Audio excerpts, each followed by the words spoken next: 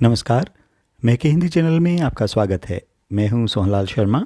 आज के इस वीडियो में हम चर्चा कर रहे हैं कक्षा 10 के लिए कृतिका पुस्तक के पाठ साना साना हाथ जोड़ी के बोर्ड की दृष्टि से कुछ महत्वपूर्ण प्रश्नों पर। तो लीजिए पेश है इम्पोर्टेंट क्वेश्चन आंसर के रिवीजन का यह वीडियो।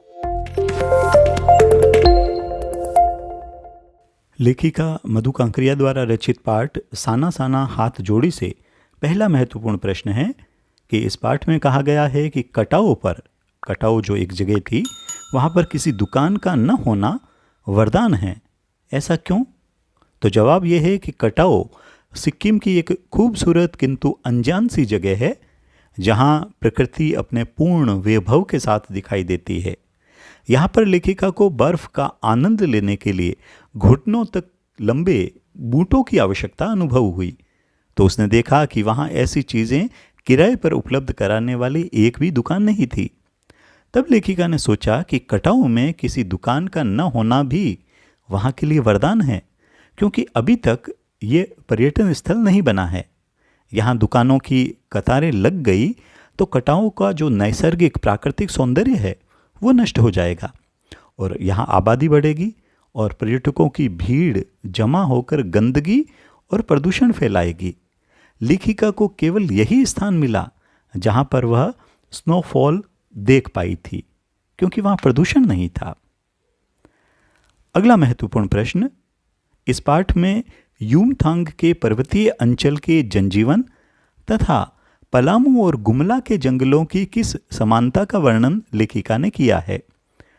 तो जवाब है कि लेखिका ने यूमथांग के पर्वतीय अंचल के जनजीवन और पलामू और गुमला के जंगलों में परिश्रमरत स्त्रियों के जीवन की समानता का वर्णन किया है।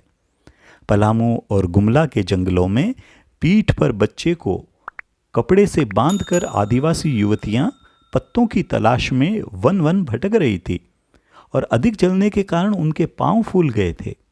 और उसी तरह सिक्किम में ये स्त्रियां हाथों में कुदाल और हथौड़े लेकर पत्थर तोड़ रही हैं और पत्थर तोड़ने के कारण इनके हाथों में गांठें पड़ गई।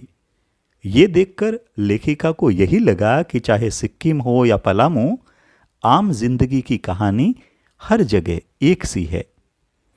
अगला महत्वपूर्ण प्रश्न, लॉन्ग स्टॉक में घूमते हुए चक्र को देखकर लेखिका को पूरे भारत की आत्मा एक सी क्यों दिखाई दी?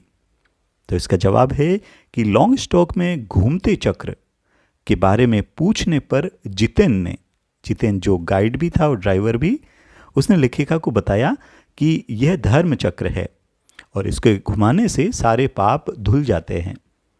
इससे लेखिका को लगा कि पूरे भारत की आत्मा एक सी है।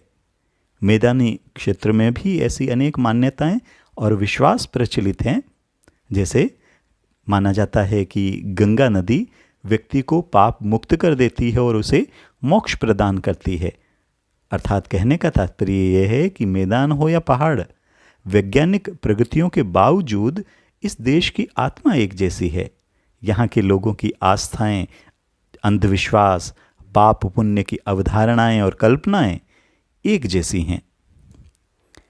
अगला महत्वपूर्ण प्रश्न है कि कितना कम लेकर ये समाज को कितना अधिक वापस लौटा देती है। पाठ के इस कथन में निहित यानी छिपे हुए जीवन मूल्यों को स्पष्ट कीजिए और बताइए कि देश की प्रगति में एक नागरिक की क्या भूमिका है।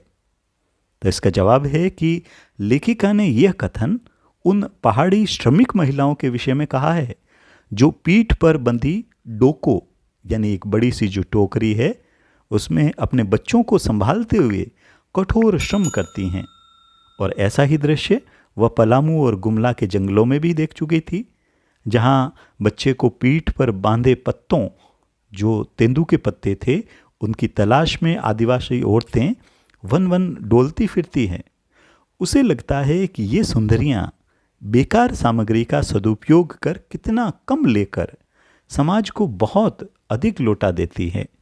वे घर बार भी संभालती हैं, बच्चों की भी देखभाल करती है और मेहनत करके धन उपार्जन भी करती है। ये बात हमारे देश की आम जनता पर भी लागू होती है, जो श्रमिक कठोर परिश्रम करके सड़कों, पुलों, रेलवे लाइनों का निर्माण करते हैं, खेतों में कड़ी मेहनत करके अन्न उपजाते हैं और उनके बदले में उन्हें बहुत कम मजदूरी मिलती है, लेकिन उनका श्रम देश की प्रगति में बहुत सहायक होता है। वे कम प्रतिदान पाकर भी देश के विकास में अहम योगदान देते हैं। अगला महत्वपूर्ण प्रश्न, पाठ के आधार पर बताइए कि देश की सीमा पर बैठे फौजी किस तरह की कठिनाइयों से जूझते हैं और उनके प्रति हमारा क्या उत्तरदायित्व होना चाहिए। तो इसका जवाब है कि देश की सीमा पर बैठे फौजी प्रकृति के हर प्रकोप को सहन करते हैं।